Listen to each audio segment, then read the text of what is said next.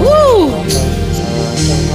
Happy Mother's Day! Let me see a wave of all the mothers in the house. Woo! Looking gorgeous, looking gorgeous. I first want to thank my pastors for this opportunity. And I would like to make a disclaimer. I am not a mother, but I come from one. So happy Mother's Day to you all. And I would like to take a moment, especially to my mother. Having a mother like mine is a once-in-a-lifetime experience. From the sleepless nights, the Saturday morning cleaning days, dragging us to church on Sunday, to the West Indian disciplinary actions, or asking, have you brushed your teeth from morning? There is truly none like her, and we appreciate her. And so this message isn't just for mothers. I'm going to get real comfortable. But it's for women, men, and children. And it will take us on a journey. Emotions will rise and some will fall. Lots of laughter and maybe a few tears. But it will ultimately touch the areas that have been dormant. And it will ultimately make us sensitive to the love God has for us once again. So I'm asking you to give me a little grace as the Spirit leads. And so as you read in the text, John 16:21, verse to 24, it demonstrates the stages of motherhood that requires every mother to be steadfast in their commitment. So that brings me to my first point, the promise. Hold on to the promise. Hold on to the promise because you serve a promise-keeping God. The promise gives you the courage to stand in difficult seasons. How many of you mothers had an easy birth? Raise your hand. We had one this morning, and I told her she was a gift from God. But giving birth is painful. And God establishes, just like the kids did today, in Genesis 3:16, that he will greatly increase pain in childbearing. Because of Adam's disobedience of eating the fruit he told him not to eat, he severed ties between man and God. Adam, however, gave the woman the name Eve because she became the mother of all living things. Now, the promise that childbearing is going to be painful is still evident in the 21st century. No amount of Pitocin or medication is going to take that away from you. However, mothers, in every trial, in every labor pain, in every heartache, please be advised that the joy of the Lord is your strength. Nehemiah 8 verse 10 says, the joy of the Lord is my. Through every situation you face day in or day out, how will you put food on the table? When is the kids' game? Where is the money coming from? When will my husband do the housework he promised 10 decades ago? James 1:2-3 reminds us to count it all joy when we fall, not when we step into, not when we lay down into, is when we fall into various trials, knowing that the testing of our faith produces patience. And once you remain in God's will and the purpose for your life, his joy will remain in you. Now, what a life it would be like if just all mothers could remain joyful. Some mothers are probably like, if only my kids would listen to me. Children Children, you are promised to God as well. He didn't forget you when he severed ties with Adam and Eve. Now, parents, if you're sitting next to your kids or your children or your husband, please have some self-control. Keep your attention up here. Children, whether you are 1 or 100 years old, God gives the instruction to obey your parents. Ephesians 6:1-4. Children, read it. Obey, honor, and which is that it may be well with you and you may live long on earth. But when we come down a little bit further, it tells us, and you, fathers, do not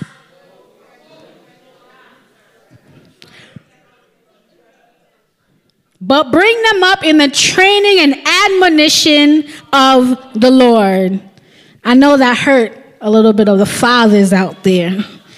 This tells me that every teaching moment you encounter with your child, yes, I am talking to you West Indian parents, is that at the center of it, the Lord should be pleased.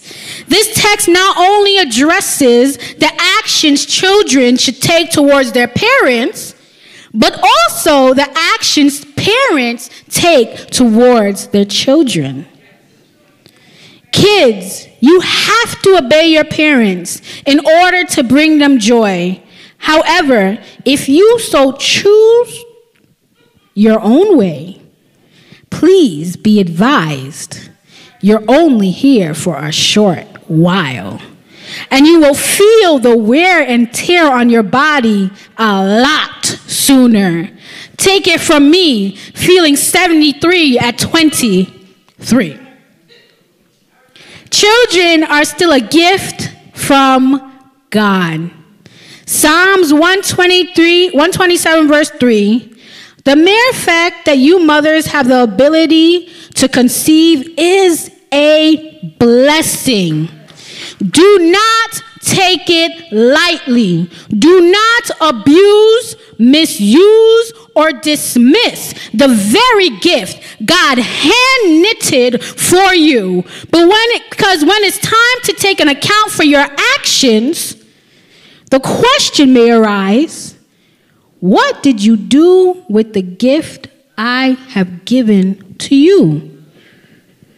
And Mark reminds us in 10:13-16 that the kingdom of God belongs to them.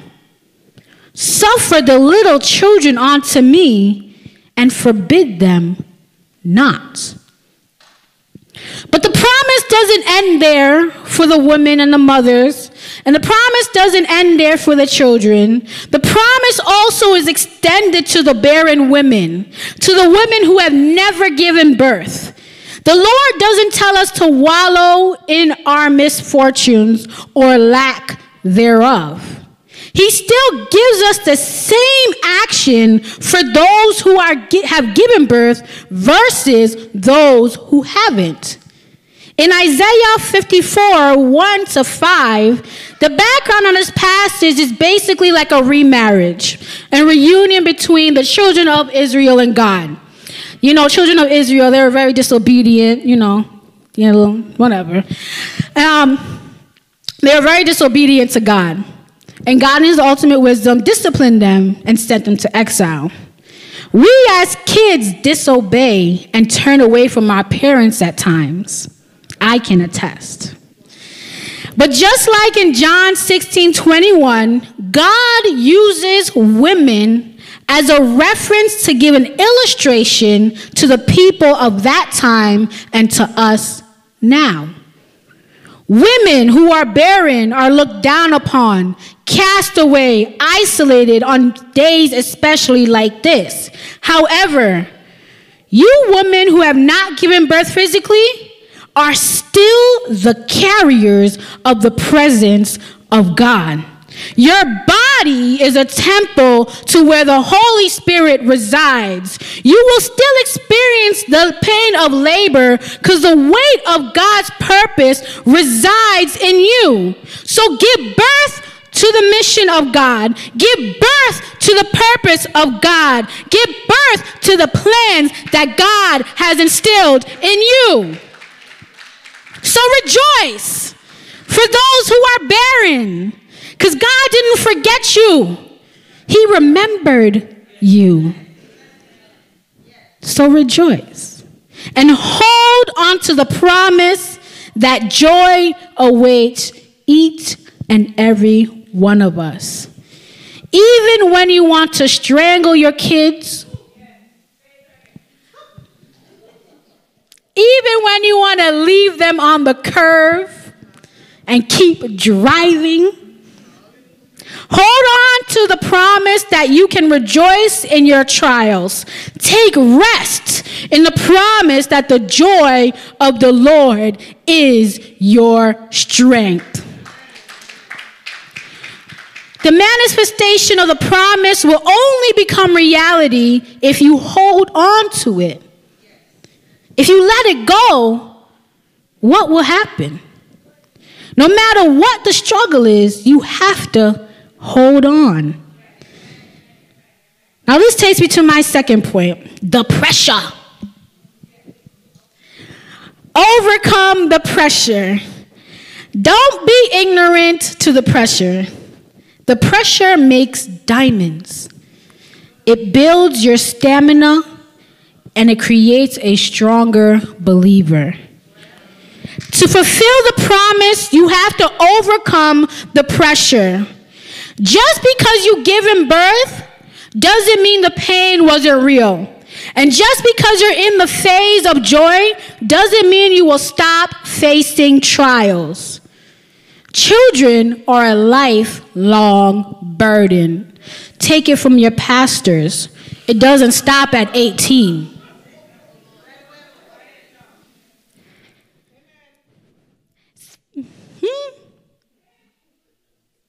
Speaking from personal experience, my mother would be the first one to tell you it takes a special kind of patience to deal with me. At times, I know you may feel like an octopus trying to juggle everything. Your arms are here, here, here, here, and here.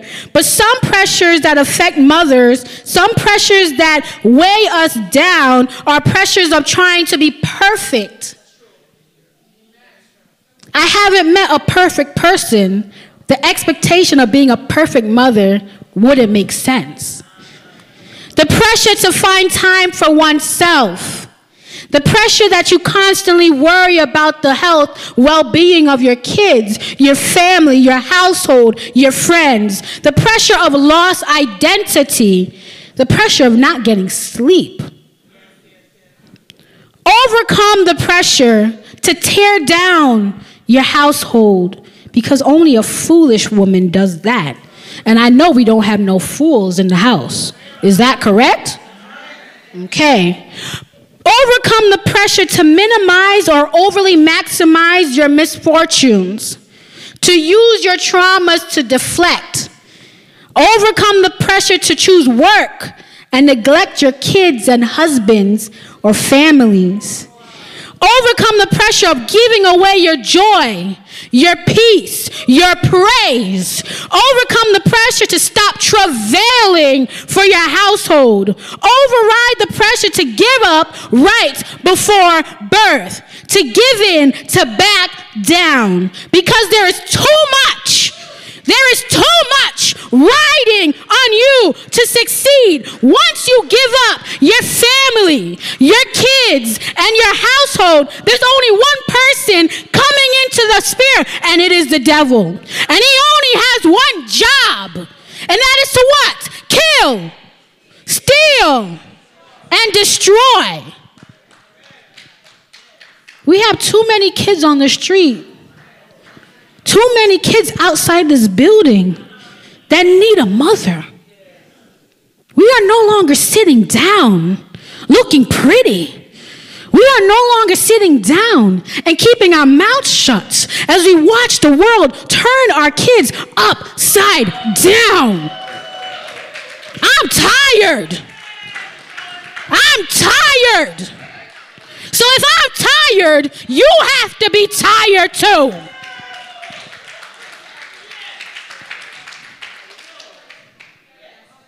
So overcome the pressure.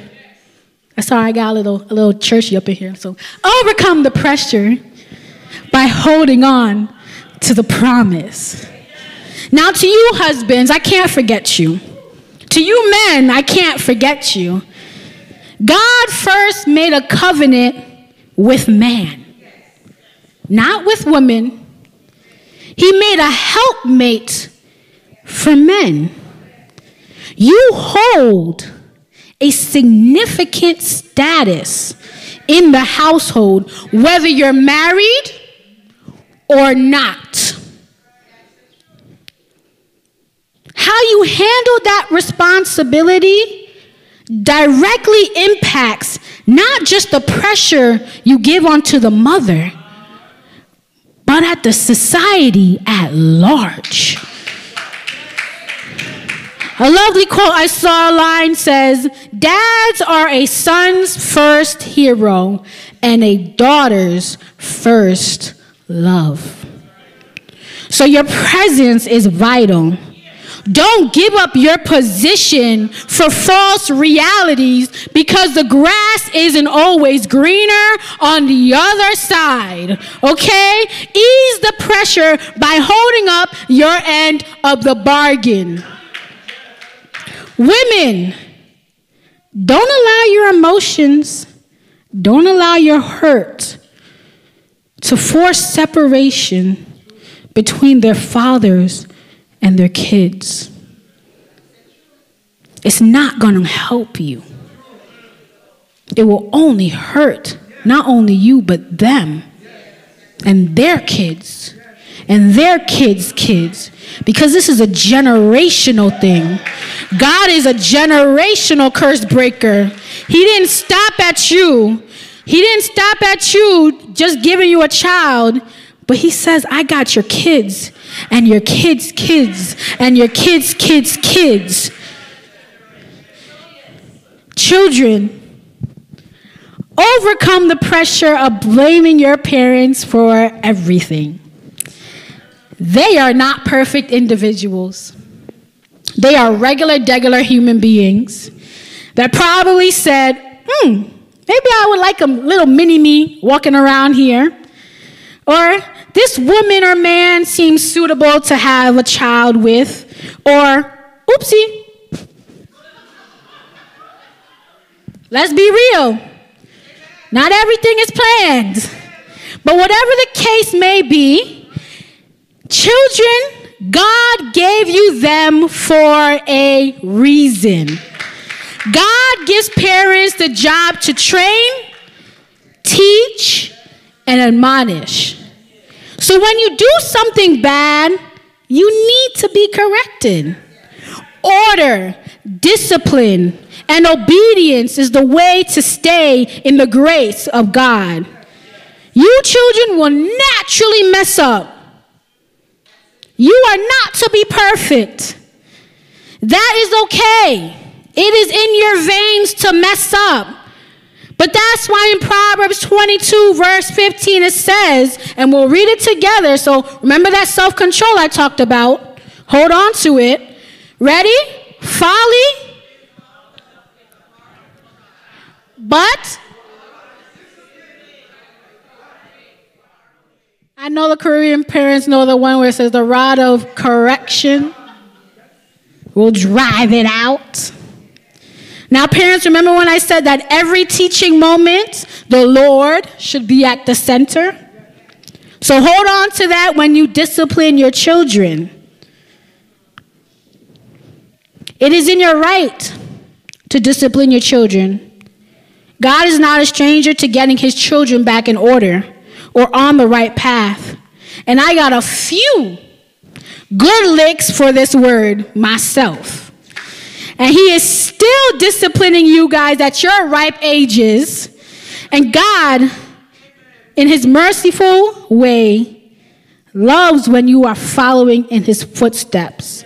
However, God is not amused by abuse. He is not. Parents, you cannot protect your children from their own testimonies. You can only teach and guide through your own. You can't beat it out of them. You can't talk it out of them.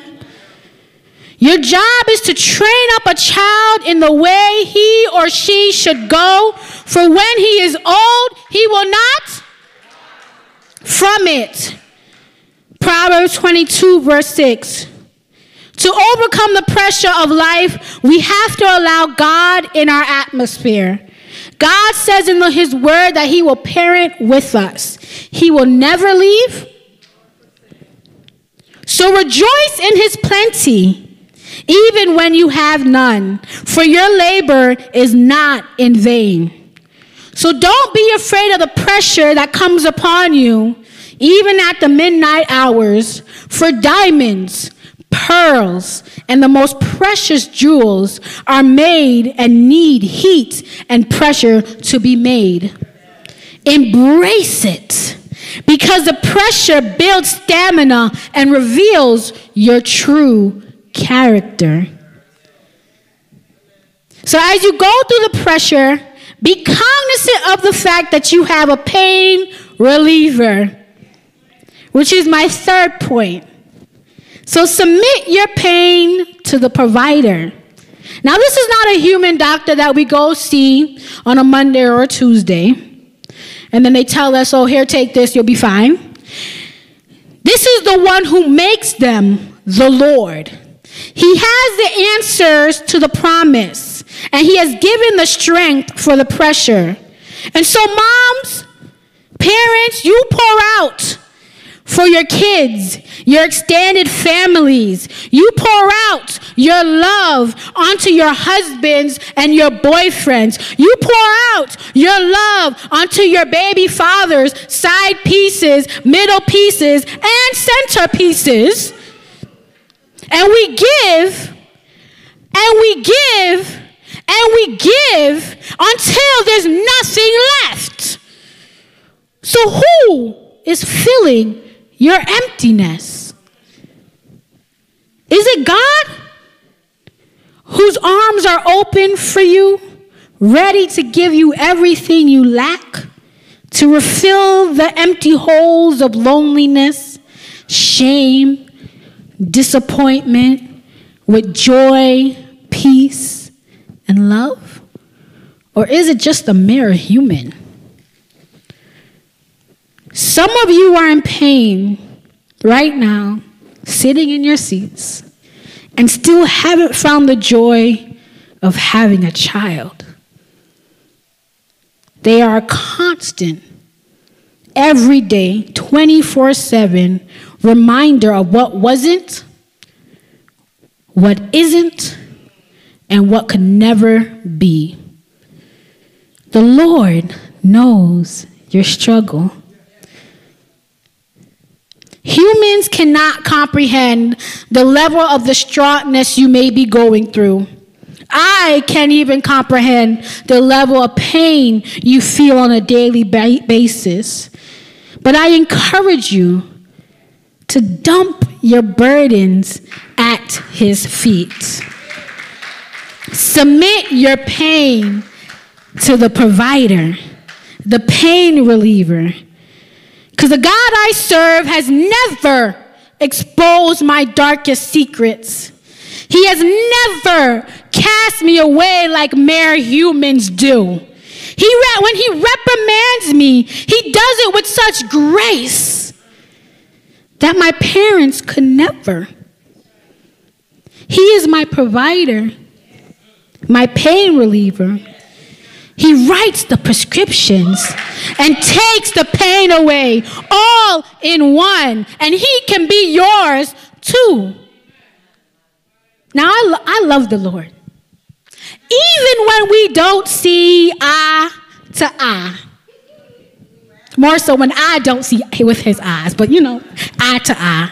But God, in his merciful way, says in 1 Peter 5, verse 7, and we know it well, casting all your cares, all your anxieties, all your worries, all your concerns, once and for all, on him.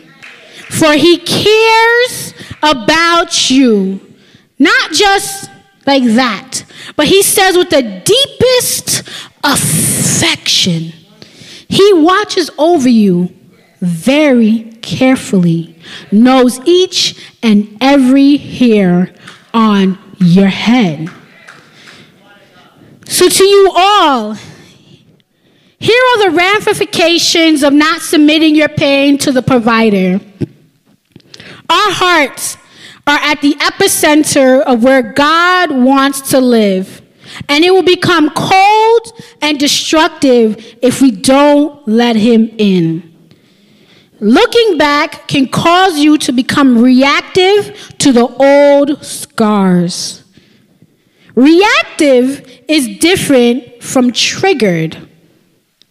Do you remember the lady that turned into salt because she looked back? How many of you remember that story? Now, yes, Lot's wife in Genesis 19 looked back when the whole family was rescued from Sodom and Gomorrah. Lot found favor in the Lord because he was hospitable to the Lord's angels. Now, Lot's wife, like many of us women, look back. Because you want to be nosy, because you want to know people in business. But if we take a deeper look into the text and relate it to our day and age, we find ourselves constantly looking back on the past, reliving the old scars that were healed, constantly going back in your old cycles and ways. She was rescued from a fire just to turn out into salt. The in-between, if you stop, will kill you.